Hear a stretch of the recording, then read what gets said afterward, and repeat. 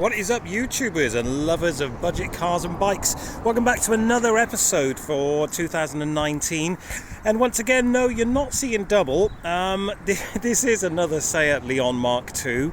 If you've seen my other videos, you may have already seen the video I did on a Mark II Seat Leon 1.6 Stylance last winter, I think it was.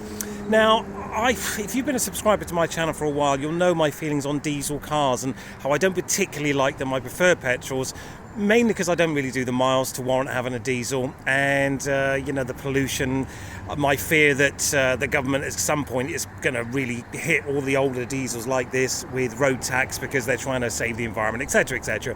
And I just don't like the smell. So I tend to go for the petrols over the diesels every time if I can.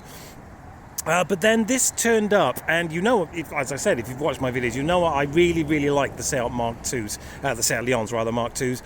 And I kind of regretted selling the previous two I had, because I had a 1.6 Sport in Greece when I lived there for a while, when they first came out. And then I had the 1.6 Stylance last winter, which you may have seen the video on. And then this one came up, again local, at a very good price. And now this is the 2-litre TDI. And again, going back to that whole diesel thing, I don't particularly like diesels, but the price was good. I do like the Seat Leons, so I went for it.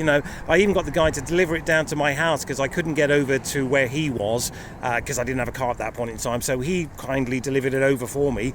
And usual story, again, if you watched the video on this Stylance that I did last winter, I basically knocked him down because there was no history on the car.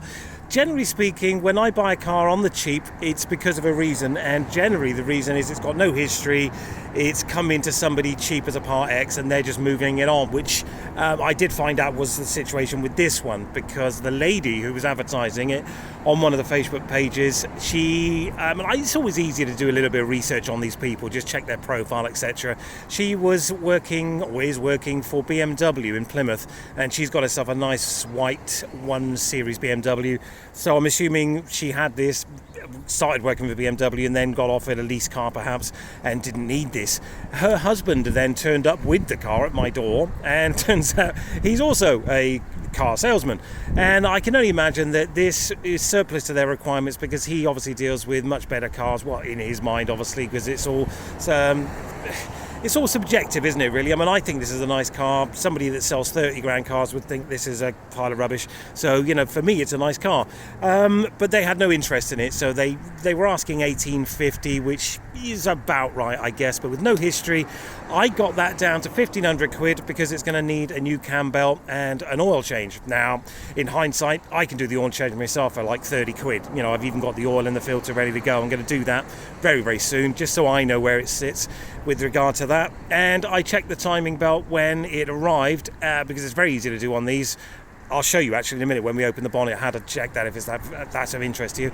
I checked it and it's fine. It's on 98,000 miles, something like that. So it must have been done, because you're supposed to do these every 5 years or 60,000 miles. So there's no way that it's done an extra 40,000 miles on the original belt. So it has been done, but we don't know what miles and we don't know what year it was done. But I looked at it, and I even had a mechanic friend of mine come round to look at something else, and he double checked it to kind of confirm my feelings, and it's fine, but I got it for 1,500 quid because I thought it needed a new cam belt. They weren't sure, they didn't know, and they just wanted to move it on. So everyone's happy. They got the money they want for a car which is surplus to their requirements. I get a nice Seat Leon that doesn't actually need £300 timing chain job, so that freed me up to spend money on some other bits and bobs. Now then, being the 2-litre TDI, being that it's a diesel, obviously road tax isn't an issue as it would be with a 2-litre petrol, and it's in a really, really nice nick. I mean, they turned up to me with this car looking a bit grubby. The first thing I did, as you do when you buy a car, isn't it? I washed and polished it, just with one of those cheap spray things, and then I took it to my local tyre place and had the tracking done, because that was ever so slightly out, maybe 1/4 of an inch, something like that. But it's annoying. It's one of those things, you sit in the car going in a straight line, and it's slightly on the piss, the steering wheel, so you just think, and it's 30 quid to get it done. So I did that. While it was up in the air, we did notice, I say we, me and the guys at the garage, the wheels have all been refurbished, as you can see. Beautifully done. So they actually look like new. Front tyres, they're fine. There's probably 2 or 3 mil, maybe 3 or 4 mil left on those, but the rear tyres, as you can see, brand new, absolutely spanking brand new. So that was a nice one, and thanks to that bird for leaving his little message on the side of my car as well. This won't be a long video because I've already done a Seat Leon, but this is just basically a follow-up to see what I feel about the diesel versus the petrol more than anything else. See what the differences are in that respect. I've got to get that bird poo off now, it's really annoying me. I did what I did on the other Leon and a few other cars as well. I did do the brake calipers in red, and I did change once again the inner caps, because the same sort of story. This comes as one unit, and the inside of here gets rusty and horrible and crappy, and you basically buy these stickers. I mean, when I say stickers, they're actually bits of tin, and you just peel the back off, pop them on, and then put them back on the car, and they look, as you can see, much better. And it just tidies things up, and I think they're about 12 quid, something like that. One of the other little annoyances to me is why those TDI little thingies there, they just don't ever seem to be straight. I don't know what I can do about that. I got a feeling this car may have had a slightly checkered history. I mean, I did the prerequisite HPI check, as you should always do when you buy a car. Nothing untoward came back, but there's a couple of little things. I mean, it's got a chunk missing out of the front honeycomb grille there, which I've not seen happen before. There was a couple of really nasty, and I mean like seriously deep holes in the windscreen just there. I don't know if you can see that. I had a guy from Phoenix Windscreens come round. They fixed that. I mean, I couldn't tell you how bad that was. You could stick a match head in there, and it was a case of, if I don't do it now, I'm 5 miles down the road, it could just go pow, and that's the whole windscreen gone. So Phoenix Windscreens came to my house, mobile guy, really nice guy, 66 quid, including the VAT, and that now looks, I mean, you can hardly tell there was a problem there. I didn't notice it on the test drive because I was sat in the driver's seat, of course, and it's on the passenger side. It wouldn't have made any difference, I don't think, to the MOT, but it could have caused problems, and it devalues the car, I think, so when I go on to sell this, because you know me, I probably will, when I go on to sell this, it's a negative, and the least negatives you can have when you're trying to sell a car, the better, obviously, because people will beat you up on the price and say, well, look, it hasn't got this, or it's done that, or it's missing that, or that's the problem here, and anyway, each one of those is 100 quid. And when I say it's got a checkered history, when it was up in the air having the tracking done, we realised that there's a whole lip actually missing off this wing here. And also this wing mirror looks like it's been replaced at the whole unit at some point, and they've actually let the glue drip down onto this wing, which is such a shame, because I've tried to wet and dry that out with 2000 grit wet and dry sandpaper, and it's just not coming off, and I didn't really know what to do about that. This isn't a problem. You can buy these caps for about 20 quid, I think, off eBay, and they literally just pop off, and you put the other one on, which I probably won't do, if I'm honest. There's a couple of little marks, as you would expect. I mean, the car's 13 years old. The worst of the marks, I would say, are probably on the passenger side, just car park dings. Again, I don't know if the camera will pick that up, but just the usual, and it always seems to be on this line right across here where you open your door into other cars, I guess. I mean, I don't, but obviously other people do, and there's a couple of nasties there as well. But it's, again, a 13-year-old car, and it was 1,500 quid. I mean, what do you want for your money? It's a lot of car for the money. Now, let's talk about the diesel aspect. I didn't actually realise how much quicker the 2-litre turbo diesel was than the 1.6 petrol. It's just night and day, it really is. I really do like a turbo. I mean, this is the car I bought after the Mini Cooper S R56 turbo, and I really enjoyed that. That whole kind of throw you back in your seat turbo aspect. There's no real turbo lag with this either. You just put your foot down, and she goes. It's 140 horsepower, but it feels a lot more. And of course, being that it's a diesel, you can have these chipped up to about 170 horsepower, which will then keep up with the FRs and stuff, which I can see why people do that on a lower mileage engine. This is only 99,000 miles, so it's worth doing, I think. That extra 35 horsepower. I can see why people do it. I don't know whether I do it, because it's 300 plus quid to get it done, and it will obviously put more strain on the engine, but at least with the diesel it's worth doing, because you can get it done and it makes a huge difference. But for me, 140 horsepower is fine. I don't have a problem with that at all. Now, I can't remember, I think I did show you the boot on the 1.6 petrol. I mean, it's exactly the same thing here, in the fact that I can't open it. Bear with me. Usual stuff, the handle sticks up like it does on the Golf, so that needs greasing rather. Yeah, huge boot, very cavernous, and as usual, everything you'd expect to see in there, the original spare, as it were, space saver. Now, this interior is slightly different than the 1.6 because this is actually the Seat Leon TDI 140 Sport. That's what it says on the logbook. But inside, you know, you do get much more bolster on the seats than you did in the 1.6 Stylance that I reviewed before. And it's kind of a red and black mesh effect on the seats, which is kind of nice. I like that. And that's exactly the same interior as I had on my first ever Seat Leon. And it's on the doors as well. 4 electric windows as per usual. I've got some floor mats on the way as well, so don't worry about that. I mean, as you can see, you can't sell a car with it like that. They didn't give a shit, basically. The guys that sold it to me, they just wanted rid of it. They knew what it was worth to them, and they just sold it on to me for me to do these little things, you know. I've opened up the bonnet. We'll have a look in there in a second. Again, just like the Stylance, this kind of, I don't know if you'd call it a carbon fibre, honey mesh maybe, something like that, but I like it. It goes all the way around the dash. Steering wheel controls everywhere, and again, cruise control. I gotta love that, you know. Heated electric folding mirrors as well. Exactly the same interior as the other Seat Leon I've reviewed, which you may or may not have seen. Difference is 6-speed. Now, I did complain, that was one of the things in the 1.6 Stylance that I didn't like, was the fact that it was only a 5-speed. This, obviously, 6-speed, so much better. So you can just sit and cruise here. I mean, it's incredibly easy to cruise at 80 miles an hour at 2,000 revs in this car. Usual stuff on the dash, nice little binnacle there. All the usual stuff with the changing of whatever you want to see it up there, basically. Miles per gallon, range, temperature, all that kind of nonsense. I've never quite worked out. Now, bear in mind, when I did the 1.6 Stylance video, it was middle of winter, so I hadn't put this on low, as it were. But there's no air con symbol anywhere here, but when you put this on, it is ice cold. So I'm not quite sure what that's, I mean, is it just aircon and you don't press a button, it just comes on? I don't know. Maybe you can tell me about that, guys, if you know any better than I do. The interior, generally speaking, is pretty tidy, as I said. Floor mats coming to tidy up the bits that do need doing. There's a little stain on that seat there, which I'm not sure. I've got one of those little home steamer thingies at home, oddly enough, and I'm going to give that a go later on, as I'm going to do this little bit up here as well. I got a feeling this car not had a hard life, but maybe it was owned by somebody who did manual work and, you know, just getting in and out of the car and stuff. But I'm going to try and get that out. The usual stuff here as well. You've got the little light for the mirror there. I like that kind of stuff. Anyway, let's have a little look under the bonnet. Let me just get those keys up, because once you've locked your keys in a car, it's the kind of thing you never want to do again. So you kind of tend to remember that. So bear with me, because this is not this isn't on hydraulic. This bonnet, you've actually got to physically lift it up. There we go. So the 2-litre TDI 140 Sport engine. I mean, the sport aspect doesn't mean anything when it comes to the engine. It's just the interior, I think.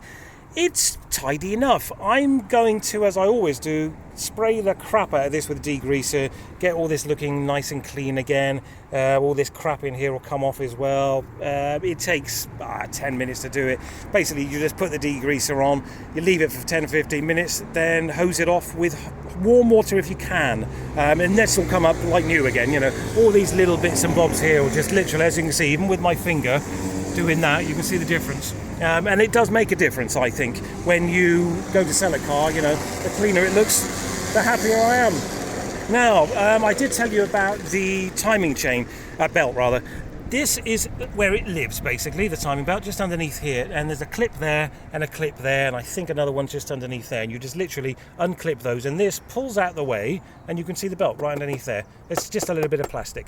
Worth checking, because if someone tells you, if it's just a stamp in the book that says it was done, don't take that as gospel, because if you watch my video on the Alfa Romeo, as I said there, you know, there was no receipt for the work. It was just a stamp in the book. And I know from experience with the Seat Ibiza I bought, let me just close this down a second. With the Seat Ibiza I bought, there was a stamp in the book there saying that the cam belt, let these motorcyclists just go by a second, noisy little bastards.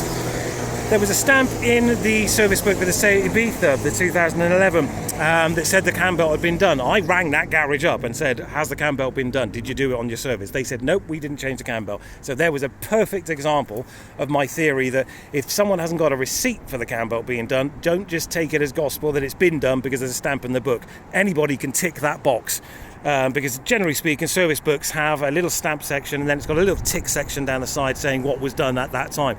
And of course, how easy is it for somebody to just tick the box that says timing belt and say, yes mate, no problem. And some people even write on there, cam belt and water pump on the receipt thing, you know, a service book, just to make it look a bit more authentic. And I know from experience that people do that and when it hasn't been done. So especially on a car like this, it's very, very easy to see if it's been done or not, because if it's fraying, if it's got little crease marks in it, if it's very shiny, anything that would ring alarm bells, check it out and just to double check it. You know, if someone hasn't got a £300 receipt for a cam belt change, why not?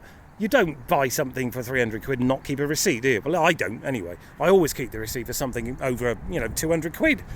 So, I wouldn't just chuck away a 300 quid receipt for something so important when it comes to selling a car. So if it's just a stamp in the book, again, if they've kept the service book, why didn't they keep the receipts? It just doesn't ring right to me. There are honest people, don't get me wrong. It may well have been done. You may ring up the garage and they say, yeah, no problem, we did the cam belt on that.